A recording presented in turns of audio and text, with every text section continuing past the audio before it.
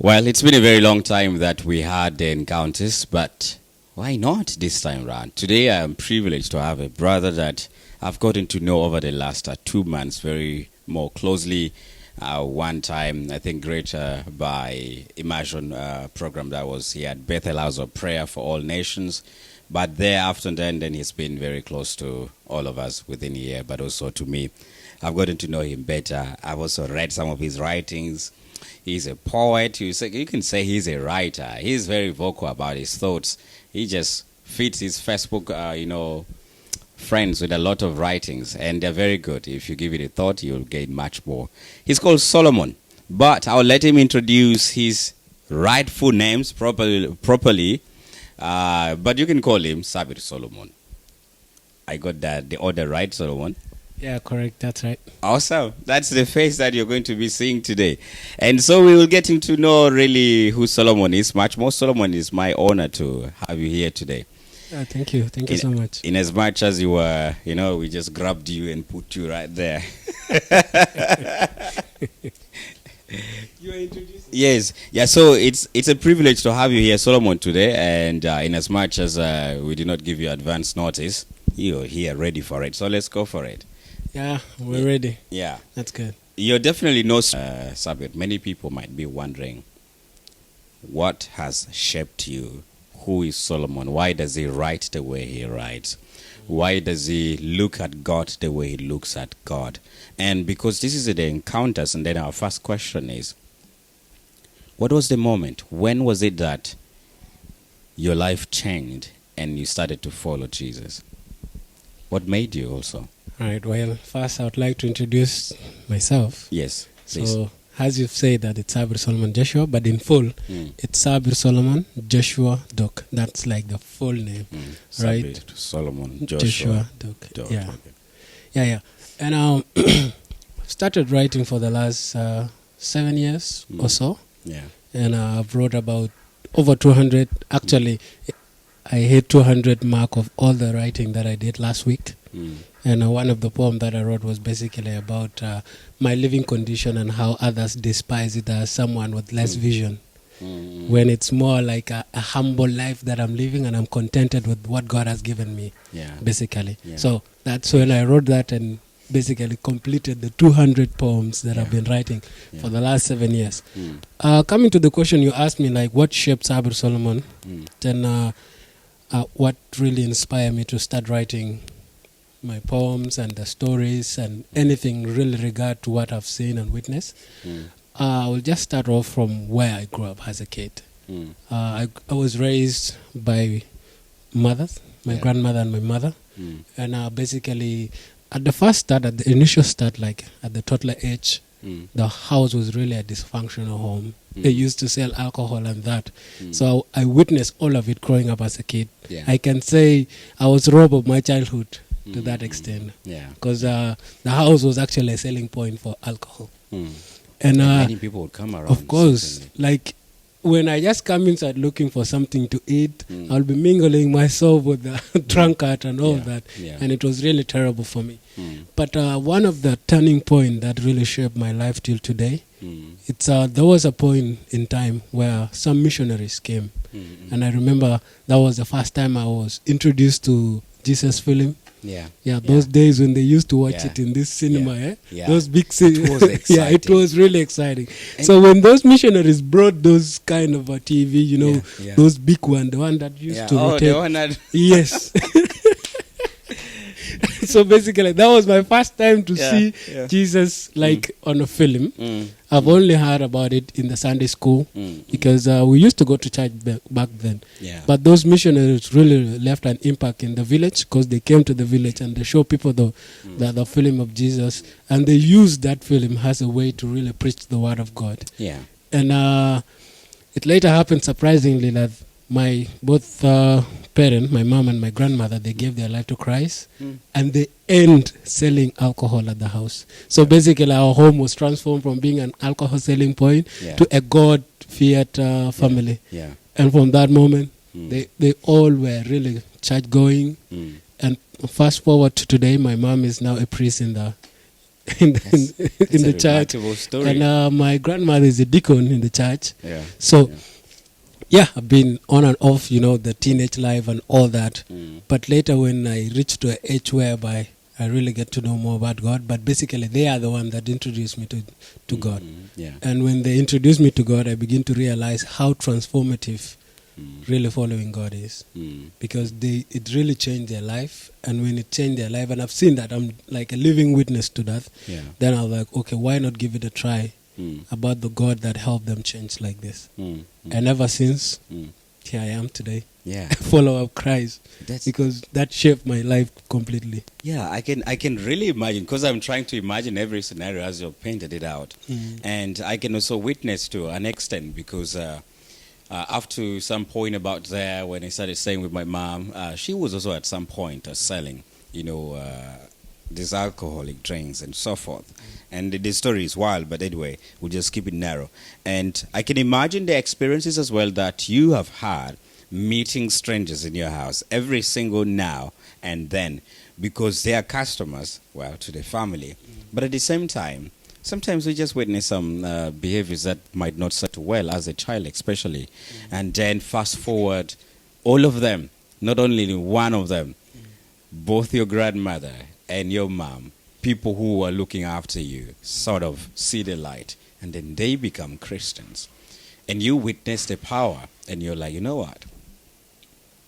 Why not try this? Because something surely has happened to them. And you definitely saw it. So when you think about the decision as well to say, okay, let me try out this. How has it been for you? Has it been easy? Did it meet your expectations when you had at the beginning say, let me try out this person who is able to change my parents? Yeah, I can really attest to that. It has really, that decision really left an impact in my life. Basically because they shown it to me and I tested out and it worked for me the same way it did to them. And one of the ways that it worked for me, I remember growing up as a kid, I was dyslexic. And dyslexia as a kid, it will really, really drain you. At school, I was failing, literally failing. So, for purposes of those who might not understand dyslexia, it's a condition that happened to a young kid from the age of 5 to age of 14. It's an inability to not read well, to not even do like normal mathematics, like 1 + 1 and all that. So you are unable to even read, to put a sentence together and read it at that age. So that's a condition. And this dyslexia, it's also hereditary. It can be passed down. Okay, so I don't know from which side of my parent I got it from.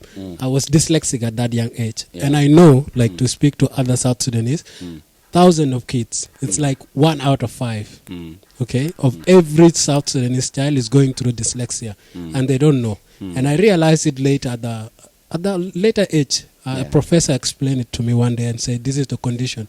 And I did some research and I found out that, yes, I was really dyslexic at that age. And at the Sunday school, they really taught us about King Solomon and how he prayed for wisdom, knowledge, and understanding. And back then at school, I was really studying in Arabic, so I was literally failing. I remember there was one time in primary 1, I was the last in the school.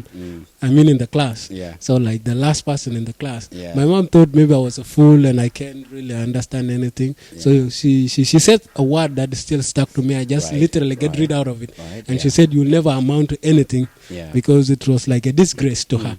So I made a decision. I was like, okay, let me see and pray the same prayer Solomon prayed. Because I've seen how my mom prayed. She always pray. Then I was like, okay, let me pray. And I made that as a journey. Every time I pray, I said, God, give me wisdom, knowledge, and understanding. Every time. Every time, until we came back to South Sudan. Back then I was in Sudan. And I changed from English study from Arabic to English. And primary 1 wasn't that difficult. But primary 2, that's when I really had an encounter with God, because I prayed for those almost going to 4 years, every year praying that God give me knowledge and wisdom. And at what age did you start praying? 4 years. I started praying at that young age, at the age of probably around 7 or 8. Around 7 or 8. So fast forward to those 4 years, I've been praying God give me knowledge, wisdom, and understanding. Because literally I was failing badly. Yeah. So when I shift from Arabic to English, English become more easier than Arabic. And it's really easier than Arabic, to be honest. Yeah, I will not disagree on that. I have tried learning Arabic, man, that thing. Yeah. No. Yeah, so primary one was okay. I remember writing this A, B, C, D, E, and all the alphabets, and I learned them, and I was promoted to primary 2. Yeah. And primary 2, that's when I was able to understand every single word. I could even write a sentence. That's when I even started drawing. Yeah. I started drawing and writing a sentence. And our first term, I got position 2. First time I got position 2, and then I just said, finally, thank God that you've answered my prayer of wisdom, knowledge, and understanding. Because I was able to understand and now had the knowledge to even get number 2. And second term, I got number 1. So from then on till today, you've been there. Yeah, I've been there. Never been out of top 10. So basically, that's when I say that God has answered my prayer. And that encounter till today, I still pray. That's not the only prayer that I always pray, to give you knowledge and wisdom. But I begin to pray more, to give me more clarity on the Word of God and all that. Yeah. And that's here I am today. Yeah. And when thinking about your transformation then from your inability to understand the concepts that we're being taught in school, the examinations and so forth, the transition to English, and then being able to now reach the level of the top de la creme and cream. Now, as a bigger person, we can see that you have now chosen writing as a part of your journey, as a part of your story. Can you think about why you adopted writing? Because also your writing is not any other writing. It's not per se, it could fit the category of abstract, but in the sense that it carries a personal ounce to it, and the experience that you have lived, the witnesses that you have around you. Can you think about what informed your choice? Well, that's an easy question. My life has been shaped by so many experiences. Basically, as I said earlier, that I was living in a dysfunctional house. Okay, so I was in that dysfunctional house, and living that, I was faced by so many things. Because I was born out of wedlock. My both parents were really not officially married. And because of that, there are more that will come with that. Especially in South Sudan here, when you are born out of wedlock, there's a lot of things. Yeah. Neglect, we talked of you are deprived, insult, and all that. And because of me being born out of wedlock, I was disconnected from my fellow youth. Because they will put a term to me and say that you are Jana Haram. So basically, I was mostly isolated into the experience of young one, because when I really associate with them, basically that one will come out and do like, well, who's your father? Most of them, they all have their fathers, but for me, I didn't have my father. Yeah. So whenever they will get more story to that, then they begin to call me all sorts of names. So those experiences kind of silent my voice. Yeah. So I wasn't having enough voice to fully express who I am and be proud of where I'm from.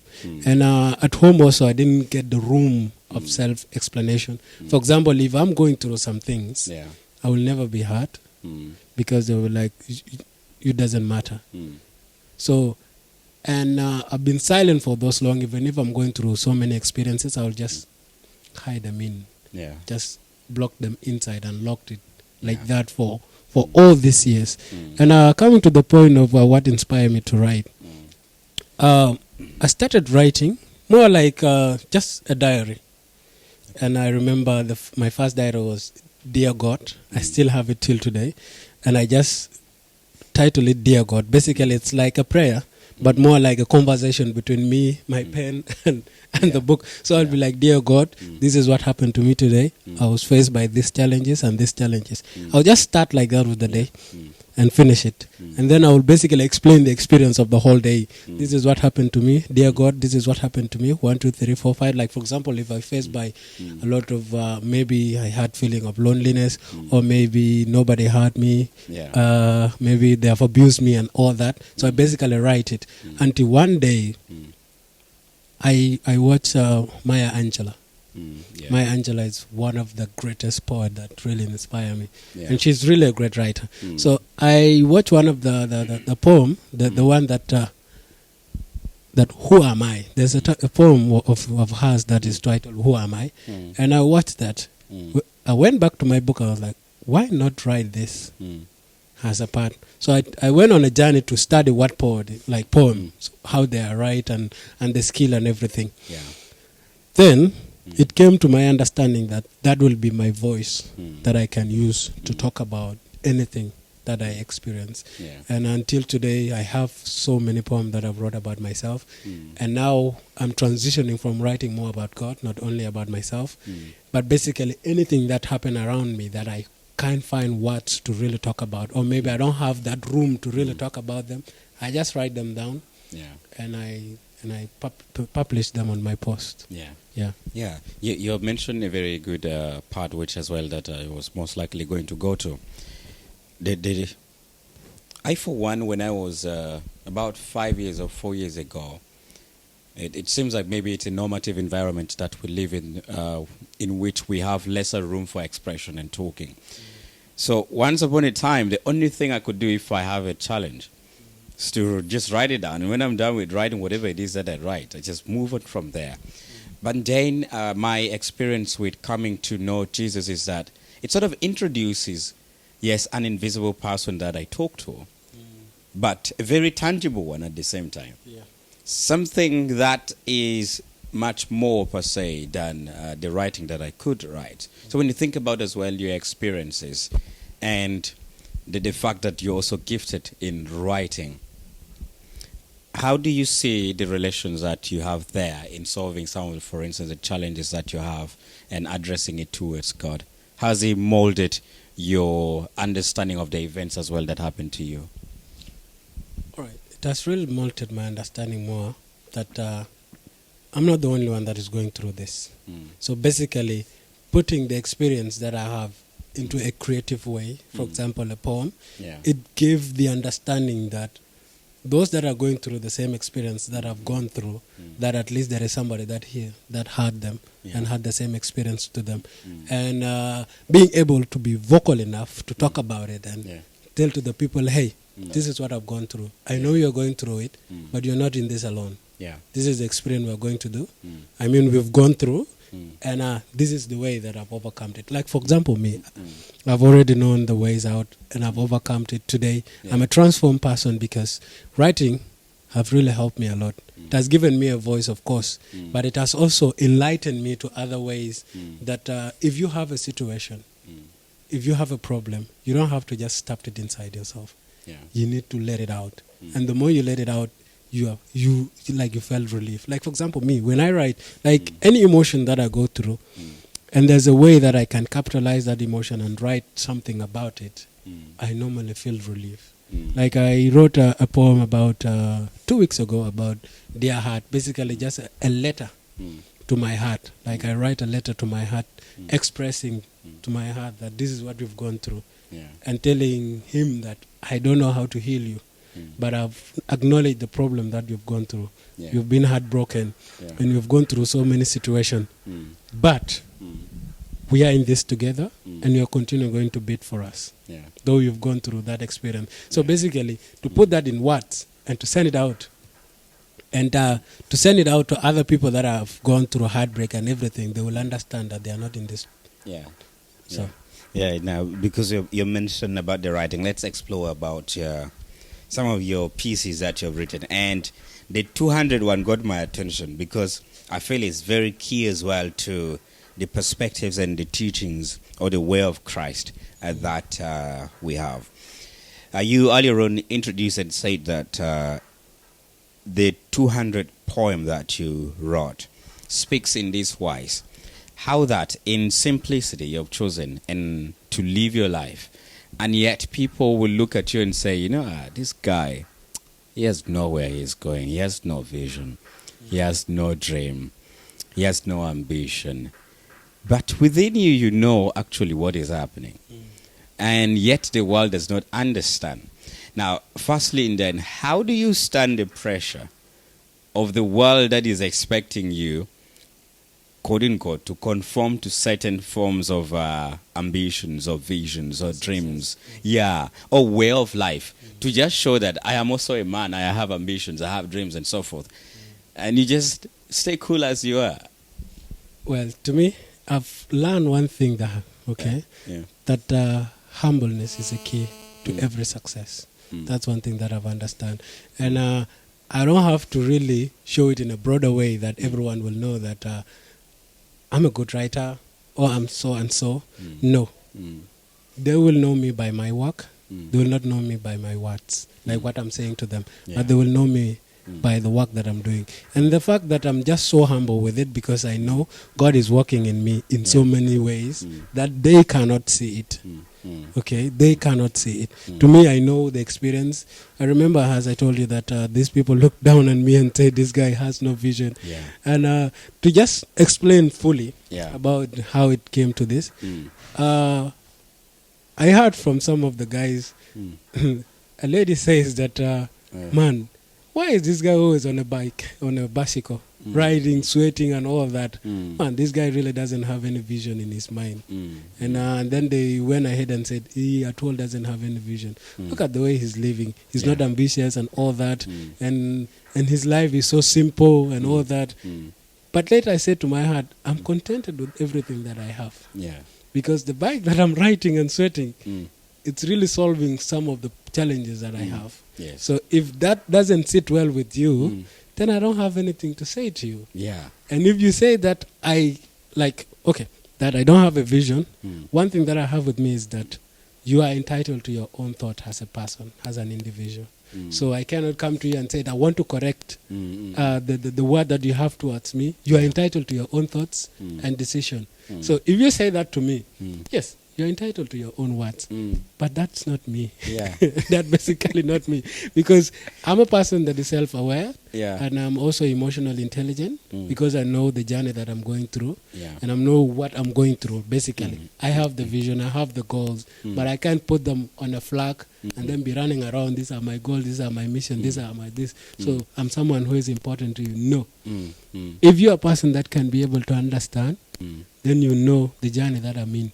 So I'm not here to show it out to everybody, but they will know it. They said walk in silence and surprise them with the results. Well, I'm glad that we're having this conversation, Solomon. Now let's go forward. I was going to say maybe you can wind down, but let's a little bit go back there because that's a very, should I say, a fortified, I was going to say strong heart, but I thought, so let me phrase it this way. That's a very fortified spirit there that you have. And I think one of the things that you've mentioned as well is how that you know who you are. And whatever you say, really say whatever you want to say. But also I don't owe you the correction to your opinion. It's if you want to know what my perspective or my view is, you will come and ask. Or with time you'll get to know with the results or the works that we'll do. How did you reach there? Because people really, all over the world, and every time from nursery to primary, secondary, university, we have been told that guard yourself against peer pressure, societal demands, societal pressure, communal pressure, family pressures, and all these things. And for you, you have gotten yourself, and you hear what they're saying, but in a way, you still remain integrated, you remain intact. It's never shattered, it's never dwindled, but it's steady on its path. I know, it's a world that we're in whereby everyone is pressured by anything, even if just a mere thought, you feel pressured, and then when you see at your life and you look at it and you see the other friends of yours, they've gone ahead, you begin to feel pressure about that. But to a person like me, my experience and what I've gone through has really shaped the life that I live. Basically, I was raised on a simple life. Like, there's nothing expensive that I've ever lived on. Let me say, let alone a birthday party. They have never really organized a big birthday party to me. I've never went on an expensive vacation. I've never been in an expensive school. Okay, basically, my mom used to work a grocery store.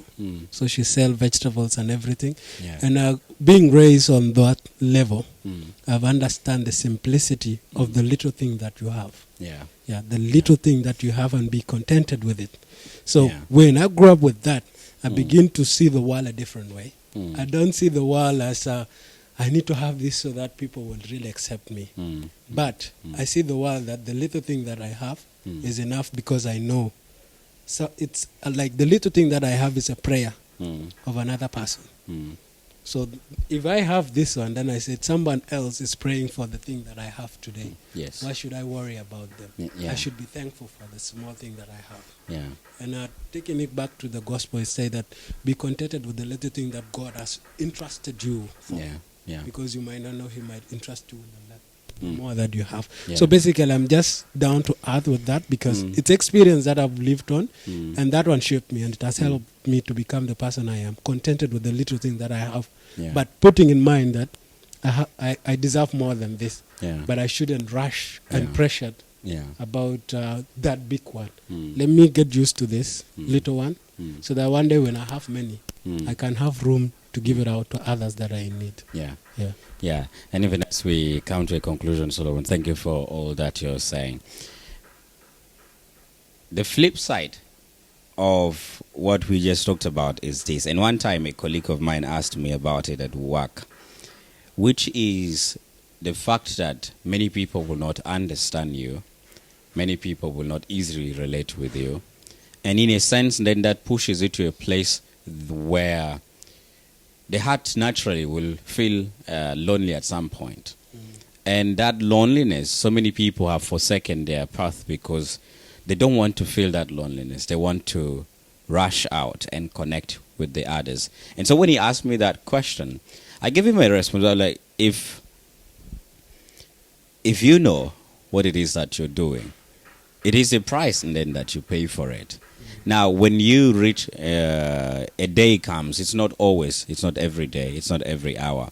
But when that feeling comes and you're like, well, I feel really that I'm alone. I feel I'm not understood. I feel people are not looking at me rightly. How do you handle that? What do you do when that comes? Well, those emotions are real, and they are always going to come. So it's not something that you said, I'm going to avoid the feeling of loneliness, the emotion of loneliness, the emotion of abandonment and all that. Those are true emotions. But we need to understand one thing, emotions. Yes, mostly it's the one that pushed us to act on some things. Yeah. Yes, I've ever felt that, and always does at some moment. Okay, but I understand those are emotions, first of all. And in those emotions, you have to navigate your way around those emotions and fill them up with affirmation or positive ideas so that you can be able to override them. They will come. Sometimes those emotions can stay for a week because you feel lonely, feel isolated, nobody's seeing you and all that. But the first thing you need to understand is the root cause of that emotion. And if you are able to understand the root cause of the emotion that you're feeling, then you can get your way around it and override it. Yeah. They will come in one way or another. They will come. We are emotional human beings at the end of the day. Yeah. Like for me, whenever I feel the emotions of loneliness, because that is like a commonality in the life that I live, that's happened so many times. If I understand the root cause of it, I write about it. If I don't understand the root cause of it, I look for where I can fill it up with positive words. Because those emotions normally come with negative outcome. Yeah. They will fill up your mind, and when you see them and assess them as a human being, you will understand those emotions are true. And don't really say, I'm going to avoid them. No, embrace them, because that's what makes you a human. Like the emotion you're feeling, it's what makes you a human being. But understand their root cause, know where to find them. Like for me, when I feel lonely, I look for where I can be positively filled. One is reading the Word of God. Two is encircling myself with people that can really affirm to the thought that I have in my mind. Like people that are really more to the Word of God, and I share to them. Two, it's having an emotional support system. Because it's one thing we men don't have. Today, we are living in a world whereby that man up and face the emotion. Yeah. But no, it's not man up and face the emotion. Yeah. It's embrace them, find someone that you can confide with this emotion and say, man, I'm feeling this emotion. How Yeah. can I navigate them? Mm. And that is when your breakthrough Yeah. comes. Yeah. Yeah. Yeah. To me, basically, that is having an emotional support system so that when you have them, you just said, man, I have this emotion that I have. How can I navigate around them? Oh, I'm feeling this and I'm feeling this and this is what I'm going through. And this thing that I'm going through is making me have this kind of feeling. How can I navigate myself around it? That person, if they are really spirit-filled and they are God people, they can help you navigate around. Yeah. That's why it's important to have an emotional system. To me, that is how I used to navigate my way around it, to have an emotional support system. Yeah. Someone that you can call. And it's just an advice that I would love to give to other people out there, to at least have someone that you can spend 8 minutes with them. 8 minutes maximum, and tell them, man, I'm going through this and this and that. Sometimes you don't want them to understand, or you don't want them to say anything, but let them know about what you're going through. Yeah. Because there's a quote that I would love to end with. They said, do not hide out at the time, or don't let the broken version of you push away the people that you need to heal. Yeah. Thank you so much for joining us today, Solomon. It's a pleasure as the disciples to hear your story. Thank you. But we look forward to having in the future the many other sub-conversations we would have there. But for now, let us stop here. Okay. Thank you. Yes. Well, find us on all the major social media platforms. These are the Disciples, the journey of transformation. Thank you.